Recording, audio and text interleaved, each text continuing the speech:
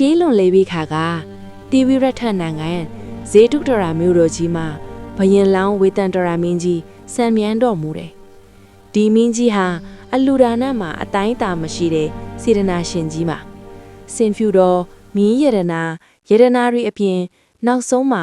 တားနှစ်ယောက်ကိုတောင်လူဒန်းနိုင်တဲ့မဟာသူတော်ကြီးပါ။ဒီဇလန်ဟာဒါနပါရမီရဲ့အထွတ်ထိပ်ကိုပြသထားပါတယ်။တစ်ချိန်တုန်းကမိုးခေါင်ရေရှားရဲ့ကလင်ကတိုင်းကပုံနာကြီးတွေ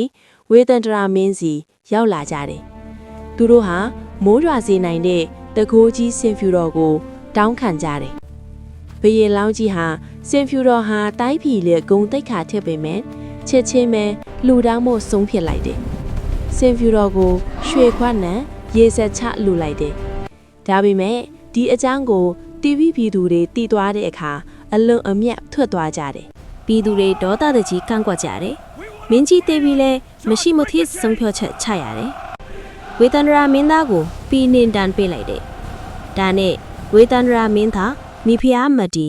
တားတော်ဇာလီနဲ့သမီးတော်ကငါစီနာတို့ဝါနဲ့ခြေကွယ်လျက်ဟီမဝန္တာတောကိုထုတ်ခွာသွားကြရတယ်။ဟီမဝန္တာရဲ့ဝင္ကနာတောင်ခြေကိုရောက်တဲ့အခါ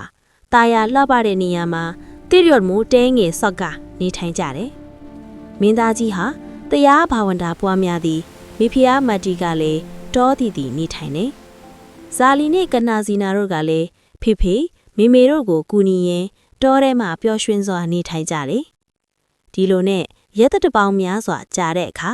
တနေ့မှာဇူစကားဆိုတဲ့ပုံနာအိုကြီးရောက်လာတယ်။သူဟာအလွန်အိုမေးရင်ရော်ပြီးကြောကုန်းကုန်းလမ်းလျှောက်ဖို့တွတ်ကိုမိထားရတယ်။မျက်နာသားကလည်းရက်ဆက်ကြမ်းကြုတ်ပြီးလောဘကြီးတယ်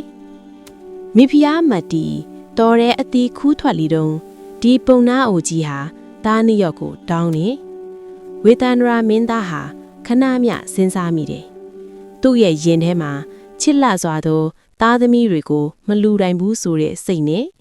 ဒါနပါရမီအတွက်လှူရမယ်ဆိုတဲ့စိတ်တို့တိုက်မိနေတယ်။ဒါပေမဲ့ဘယင်လောင်းကြီးဟာဒါနပါရမီကိုအထွတ်အထိပ်ရအောင်ဖြည့်ကျင့်မှုဆုံးဖြတ်လိုက်တယ်။သားသမီးနှစ်ယောက်ကိုပါရေးစစ်ချလှူလိုက်တယ်။ဇူစကားပုံနာဟာ